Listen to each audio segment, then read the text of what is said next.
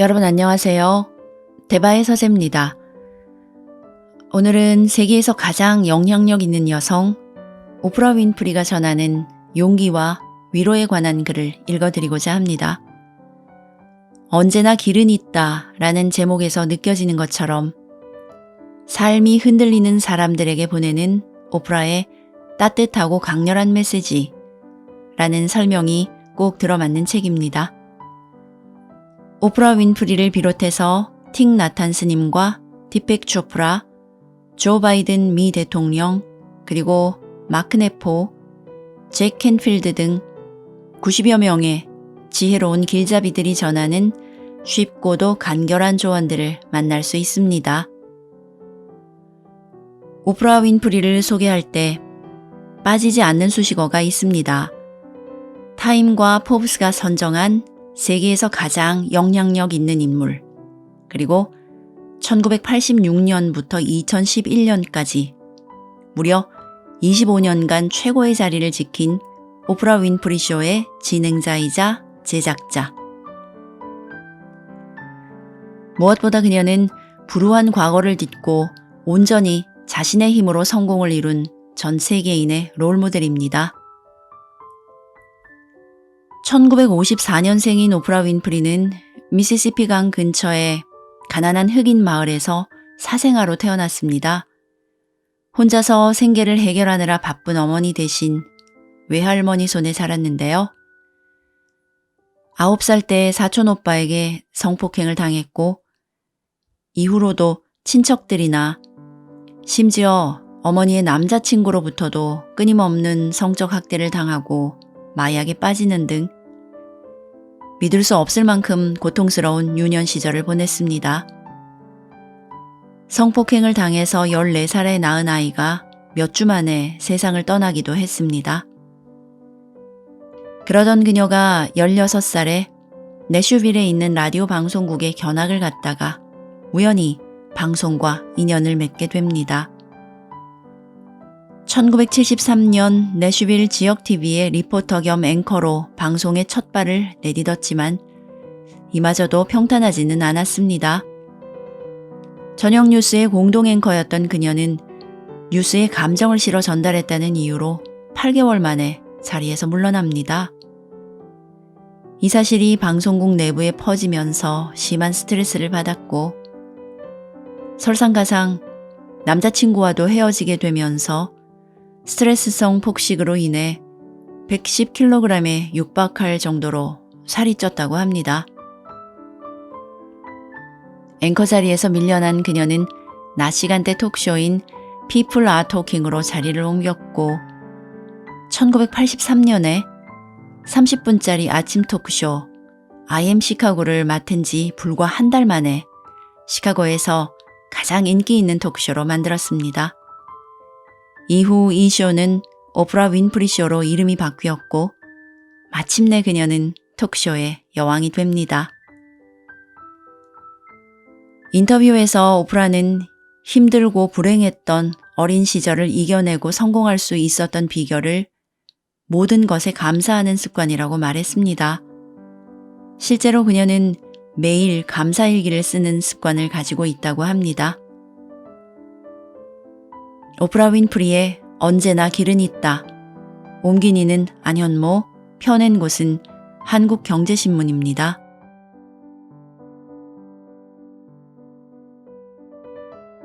자기 자신으로부터 얼마나 멀리 표류해왔든 되돌아가는 길은 언제나 있습니다. 당신은 이미 자신이 누구인지를, 어떻게 운명을 완수할 수 있을지를 알고 있어요. 오프라.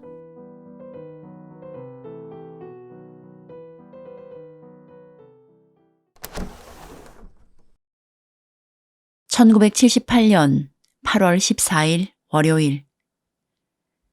그날은 볼티모어 지역 방송국의 토크쇼 People Are Talking을 진행한 첫날이었어요. 또한 내게 일이 있던 마지막 날이기도 했답니다. 그 전까지는 뉴스 앵커이자 리포터였고 나는 그게 진정한 내 모습이 아니란 걸 알고 있었죠. 상사들도 그들의 감정을 숨기지 않았어요.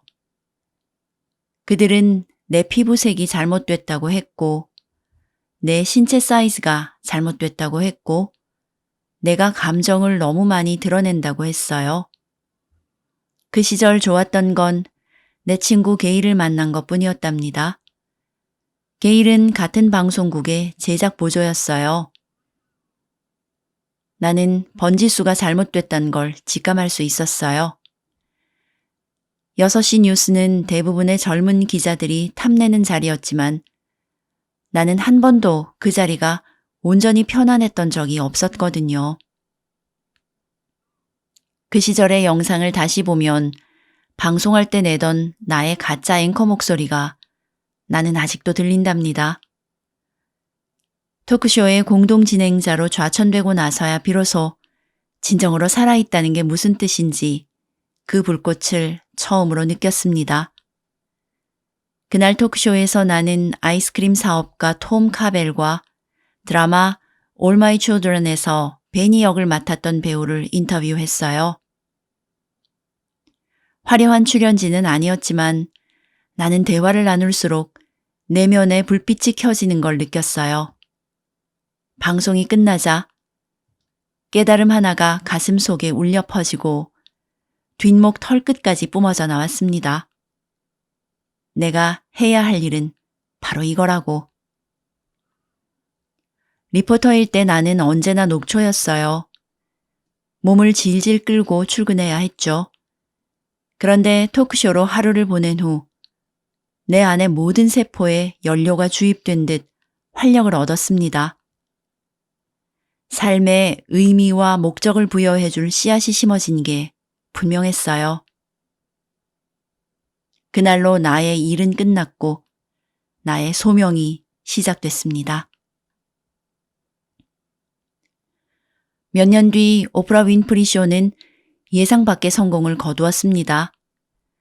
하지만 또 다른 예감의 씨앗이 모습을 드러내기 시작했어요. 쇼가 정점을 찍고 있을 때조차 나는 마음속 깊이 알고 있었답니다. 거룩한 운명의 순간이 아직 나를 기다리고 있음을. 그래서 25년이 흐른 뒤 나는 이게 다가 아니다. 더 있다. 라고 말하는 나의 직감을 믿고 오프라 윈프리 쇼와 작별을 고했습니다. 오프라 윈프리 쇼는 나의 고향이었고 시청자들은 내 인생의 크나큰 사랑이었지만 나는 이제 다음 단계로 넘어가야 할 시간이라며 깜빡거리는 확신을 못 본 채 할 수 없었습니다. 프로그램 종영 후 몇 년의 시간은 뜻밖의 가능성들을 안겨줬고 신규 케이블 채널 오프라 윈프리 네트워크를 개국할 때는 겁이 나는 순간들이 찾아오기도 했습니다. 그렇지만 도전을 기회로 바꾸라는 내 스스로의 조언을 되새겼기에 앞으로 나아갈 수 있었습니다. 삶은 고정돼 있지 않다는 것. 모든 결정이나 후퇴 또는 승리는 진실의 씨앗을 확인할 수 있게 해주는 기회랍니다. 단지 먹고 살기 위해 하는 직업을 말하는 게 아니랍니다. 내가 과연 어디서 에너지를 얻는지 주의를 기울여 보면 나에게 계획된 삶의 방향대로 움직이게 돼요. 어릴 때 내가 가장 좋아한 성경 속 우화는 겨자씨 이야기였어요. 믿음이 있으면 비록 겨자씨처럼 작다 해도 산을 움직일 수 있다는 것, 무엇이든 가능하다는 것. 어린 나는 이 이야기에서 엄청난 위안을 받았답니다. 볼티모어에서 리포터로 고군분투하던 시절에도 그랬고 지금도 여전히 그래요. 겨자씨는 정말로 작은 알갱이에요. 나에게 오직 믿음의 겨자씨만 있으면 된다는 것. 그리고 어찌됐든 나는 괜찮을 것이라는 믿음은 나에게 용기를 줍니다. 당신이 이제 당신만의 길 위에서 알매 씨앗을 발견하기 시작할 텐데 첫 번째로 해야 할 질문은 이거예요. 나는 무엇을 믿는가?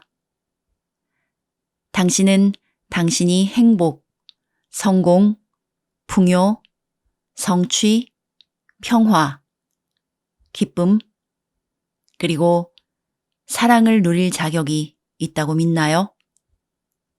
분명한 건 믿는 대로 된다는 겁니다. 나에게 2018년 초반은 우리 마을 캘리포니아 몬테시토를 초토화시킨 처참한 산사태로 영영 기억될 거예요. 최악의 산불과 폭풍우의 여파로 토사와 잔해가 산을 타고 대거 휩쓸려와 적어도 21명이 목숨을 잃었어요.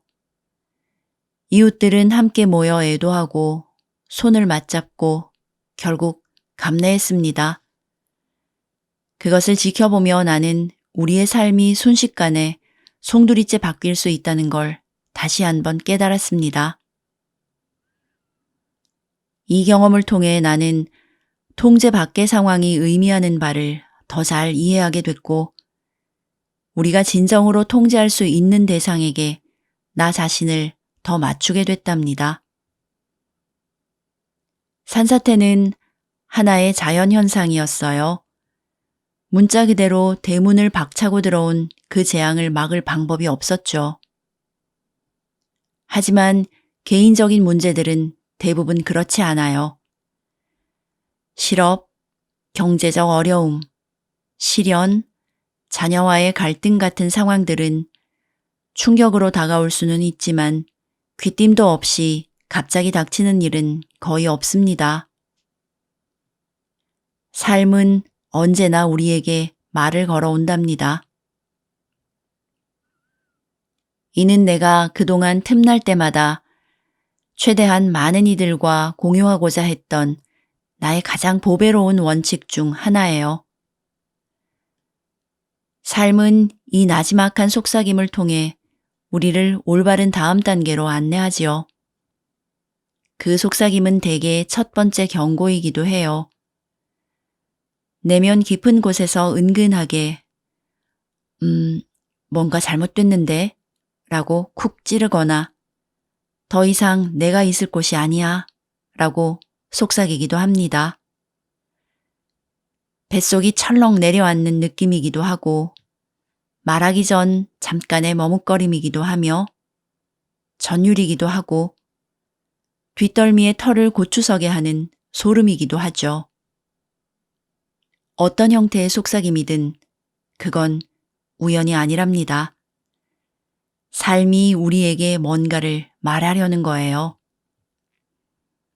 이러한 신호에 귀를 기울이면 개인적인 진화로 나아가는 문이 열리고 삶의 목적에 다가갈 수 있습니다. 이런 신호를 묵살하는 건, 그러니까 몽유병자처럼 살아가는 건 혼돈으로 가는 지름길이에요. 삶의 속삭임을 어떻게 받아들이느냐에 따라 기적적인 결과를 이뤄낼 수도 있고 그 반대의 결과에 이를 수도 있어요. 삶은 성장이며 변화입니다. 자신에게 활력을 주고 연결감을 주고 자극을 주는 것을 주시하세요. 직관을 따르고 좋아하는 것을 하세요. 그러면 성공 그 이상을 하게 될 겁니다. 높이 날아오르게 될 거예요.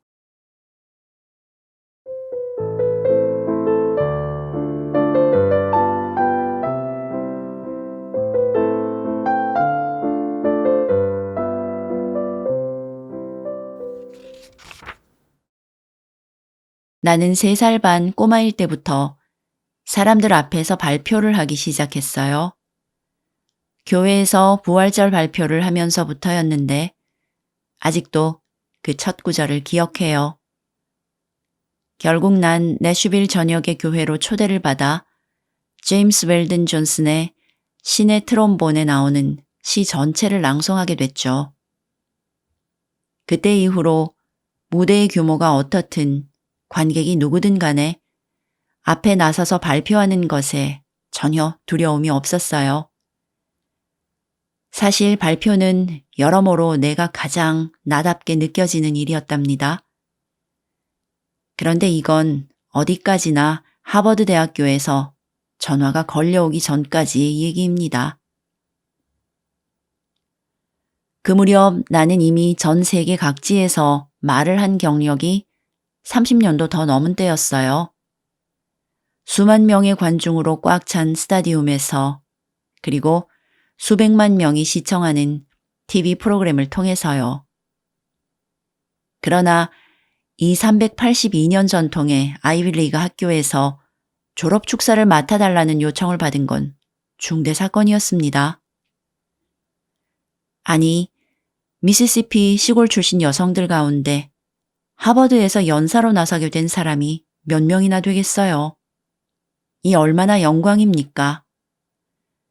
또 그 부담은 어찌나 크던지. 나는 극도의 부담감을 느꼈어요.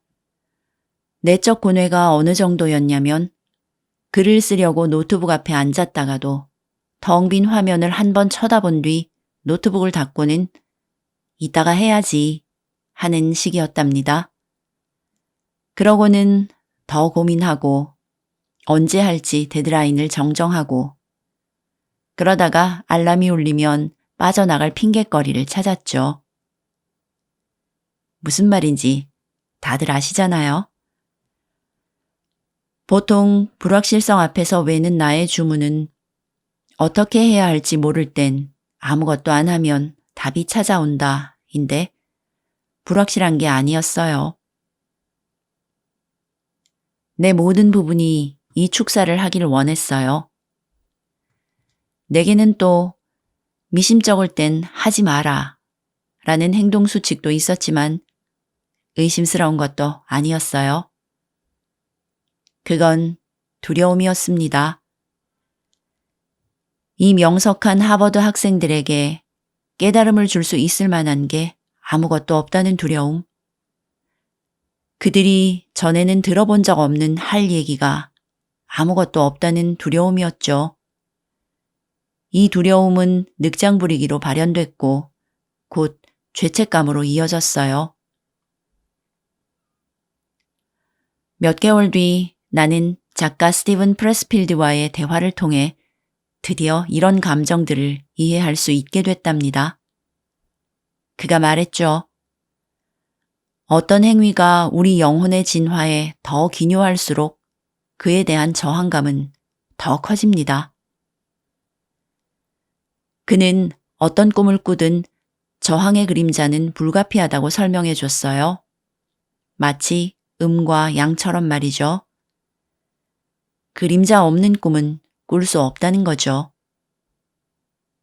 그러니까 내가 하버드 연설에 더 큰 중요성을 부과할수록 저항은 더 강해지는 거였어요. 이는 나에게 큼지막한 아하였어요. 또한 놀랍도록 위안이 됐지요. 그동안 번뇌한 나 자신을 탓할 필요가 없고 내가 겪고 있던 건 일종의 정신적 법칙이라는 뜻이었으니까요. 이걸 이해하자 모든 게 바뀌었어요. 마치 구름이 거친 것만 같았어요. 모든 꿈에는 반사적으로 저항이 따르게 마련이다 라는 스티븐의 이론은 두려움을 바라보는 완전히 신선한 방식이었어요. 그렇지만 우리의 순전한 포부와 의지가 그 그림자를 능가할 수 있습니다. 당신이 정하는 거예요. 난 이걸 원해 라고 당신이 선언하는 겁니다. 그러고는 두려움에 정면으로 맞서야 하죠. 두려움, 의심, 걱정은 우리의 내면에서만 비롯되는 게 아니에요. 저항은 당신을 가장 아끼는 이들로부터 비롯되기도 한답니다. 그들은 무수한 이유를 대며 당신이 꿈을 향해 나아가지 못하게 할 수도 있어요. 기억하세요. 비록 대개는 좋은 의도라 할지라도 당신의 가장 가까운 동지들조차 그들만의 안건에 따라 움직인다는 사실을요. 알게 모르게요. 하버드 축사 얘기를 마저 하자면 하버드를 나와야만 하버드 졸업생들에게 연설할 수 있는 게 아니라는 걸 깨닫고 나자 나만의 리듬을 찾을 수 있었어요. 나는 그 그림자를 제압한 내 자신이 뿌듯해요. 두려움은 실제합니다. 다들 맛보았을 거예요. 거대한 장애물이 될 수도 있어요. 용기의 진정한 의미는 두려움을 마다하지 않는 거예요. 무릎은 후들거리고 가슴은 콩닥거려도 일단은 뛰어보는 거죠. 하나, 둘, 셋. 누군가가 목표 달성을 코앞에 두고 갑자기 무너지는 모습을 얼마나 여러 번 보았나요? 기껏 정상에 오르고도 머무르지 못하는 경우는 어떻고요? 당신도 아깝게 놓치거나 거의 이룰 뻔한 꿈과 씨름해 본 적이 있을 겁니다. 하지만 꿈을 이루지 못한 이유는 콕 집어 말할 수가 없겠죠. 스스로 이를 그르치는 자기 방해는 대단히 파괴적인 사이클이에요. 작가 파울로 코엘료가 연금술사에 남긴 유명한 말을 난 굳게 믿어요. 무언가를 간절히 원할 때 온 우주가 소원이 실현되도록 도와준다. 가슴속 비전을 완성하기 위해 우주가 들고 일어나는 걸 나는 수없이 봐왔어요. 하지만 마찬가지로 꿈이 좌절되는 것도 흔히 보았죠. 경주를 완주하는 것과 결승선에서 삐끗하는 것 사이의 변수는 내 삶의 길잡이 중 하나인 의도에 있어요. 어떤 탐색이든 뛰어들기 전에 먼저 비전부터 명확히 드러내야 해요. 그러고 경로를 정해야 한답니다. 공개적이거나 형식을 갖춘 선언일 필요는 없지만 명확해야 합니다. 무엇보다 목표를 달성할 수 있다는 걸 스스로가 온 마음을 다해 믿어야 해요.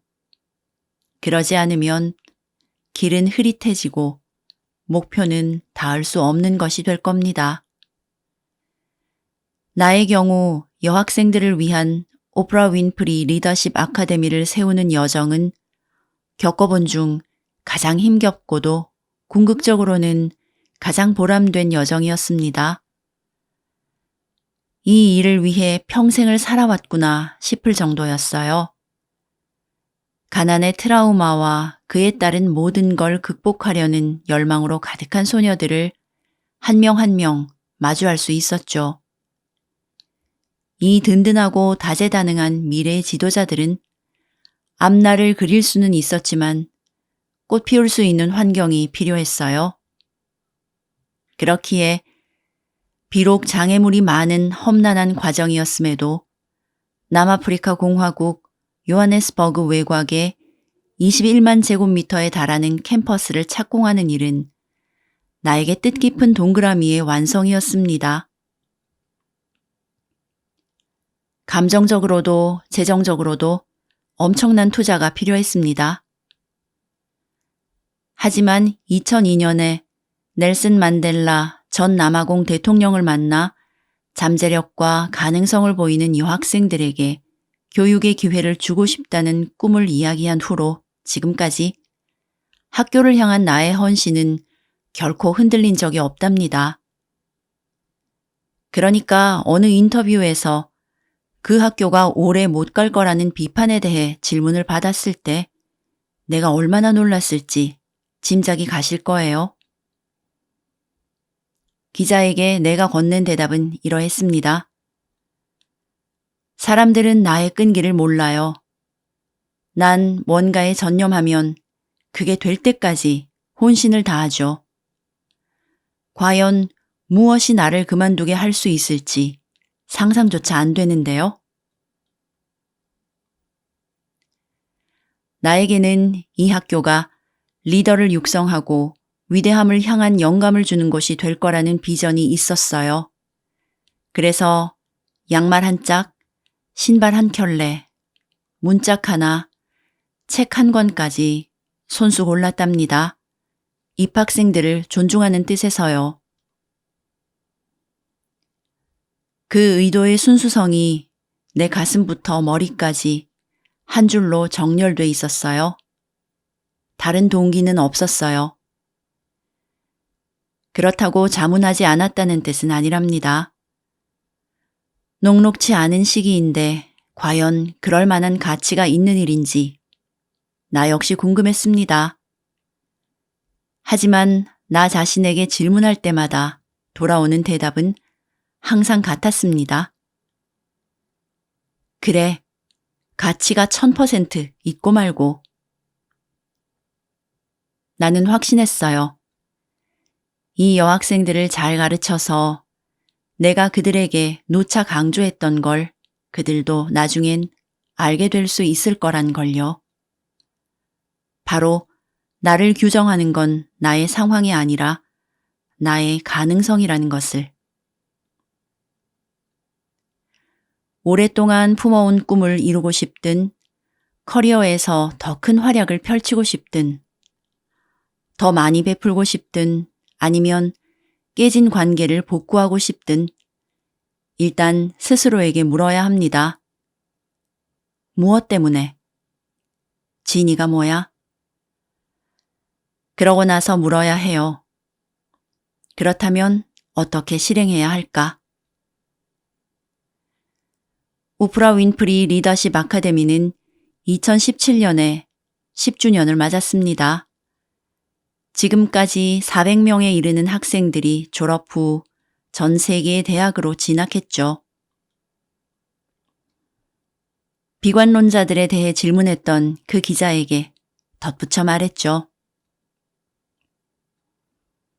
내 반대편에 베팅하지 마세요. 진정한 자기 자신을 아는 사람을 이길 수는 없거든요. 나는 내가 누군지 알아요. 내가 왜 이 일을 하는지도 알죠. 그러니 나라면 내 반대편에 베팅하진 않을 거예요. 나의 의도가 나의 신념과 가지런히 정렬돼 있다는 게 분명해지는 순간 모든 베팅이 무효가 됩니다. 이미 당신이 이겼으니까요.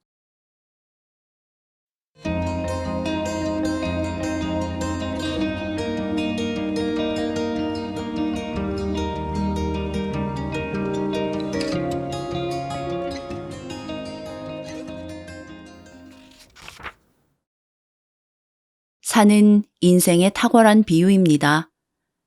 멀리서 보면 선명하고 완만한 오르막처럼 보이지만 막상 정상을 향해 등반을 시작하면 예상치 못한 골짜기와 위태로운 언덕을 맞닥뜨리게 되니까요.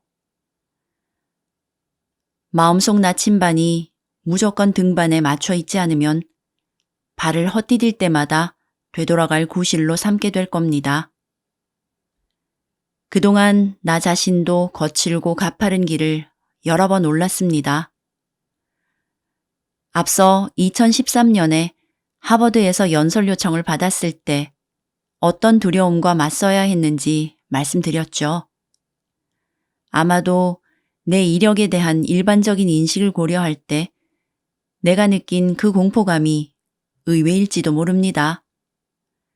나는 25년 동안이나 1위 톡쇼의 진행자였으니까요. 어떤 척도로 보나 정상에 선 인물이었죠.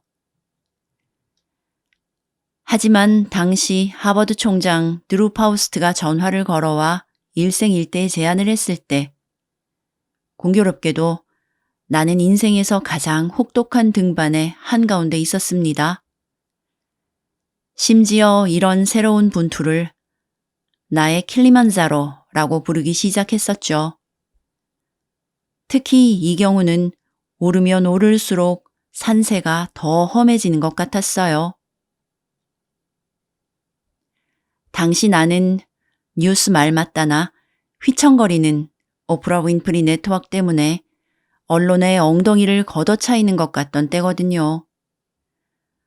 오프라 윈프리 네트워크의 실적을 두고 논평가들이 사방에서 꾸짖는 것 같았어요. 제일 무자비한 헤드라인 중 하나는 이거였어요. 오프라 윈프리 네트워크를 지탱하지 못하는 오프라 윈프리. 한 방 먹은 것 같았죠. 오랫동안 최정상을 지켜왔고 기세등등한 비즈니스 우먼으로 명성을 떨친 자랑스러운 나였습니다.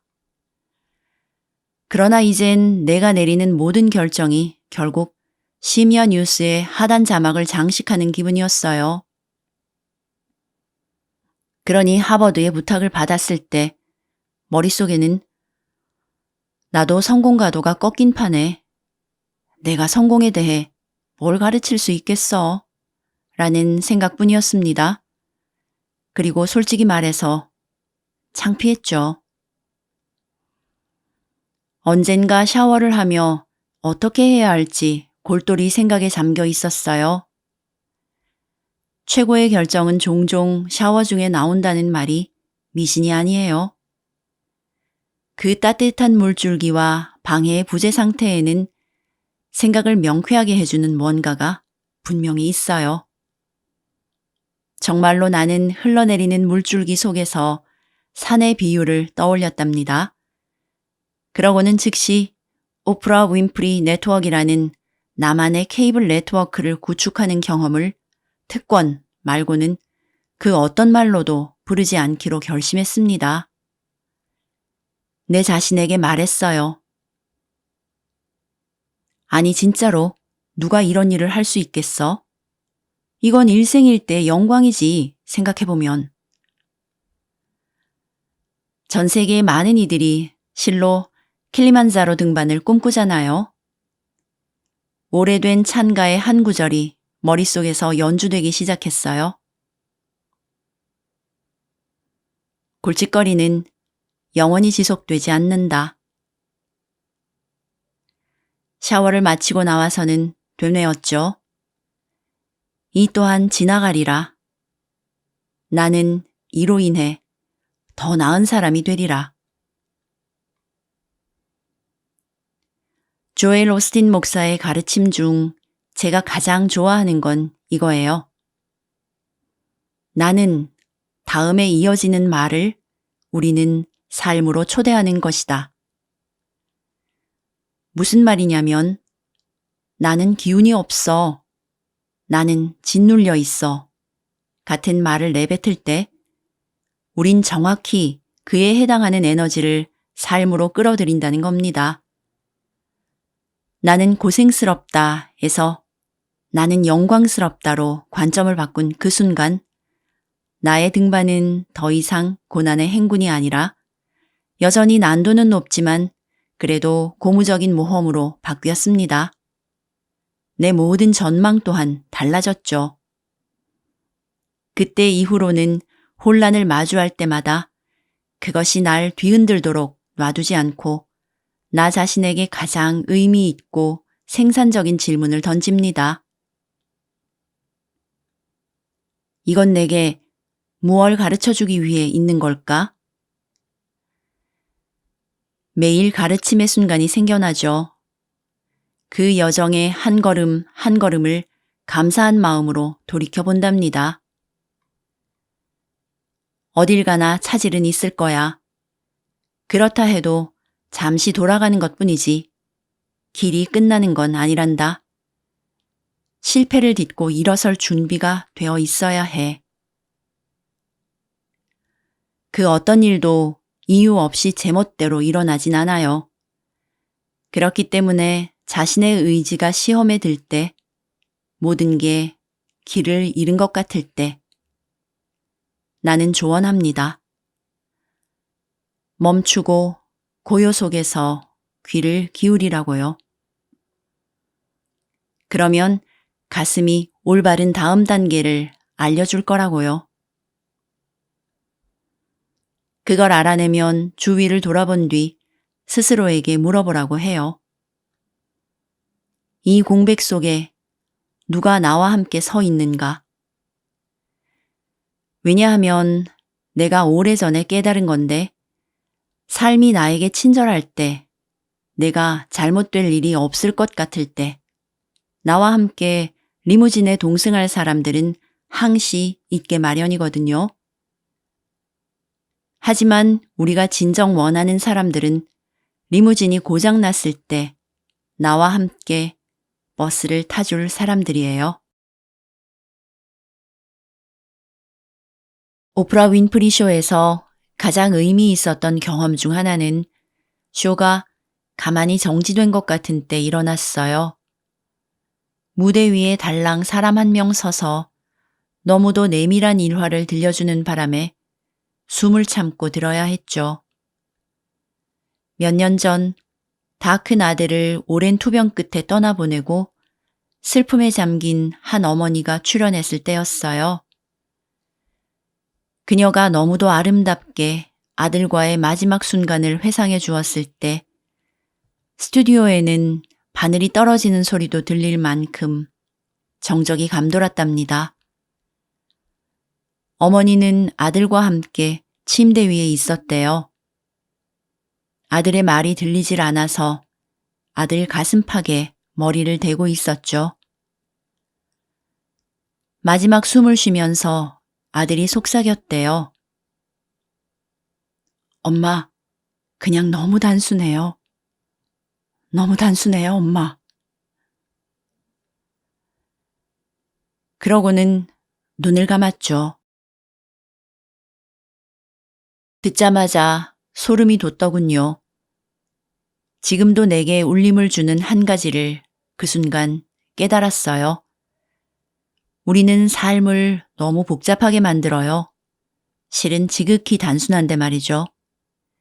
그날 이후로 난 수시로 자문하기로 다짐했답니다. 내가 혹시 필요 이상 일을 어렵게 만들고 있진 않은가? 이 질문에 대한 답이 바로 당신이 길 위에 내디딜 다음 발걸음입니다. 그렇게나 단순해요. 저 커브만 지나면 무엇이 기다리고 있을지 상상해 보세요. 보이시나요? 저는 보이네요. 사랑을 담아 오프라.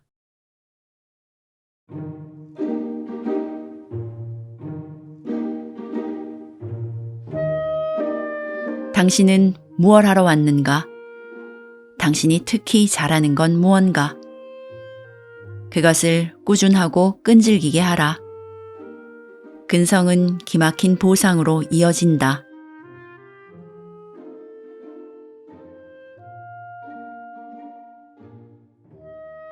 대바의 한 줄 평. 영혼을 성장시키고 나아가게 하는 원동력은 자각과 실천이다.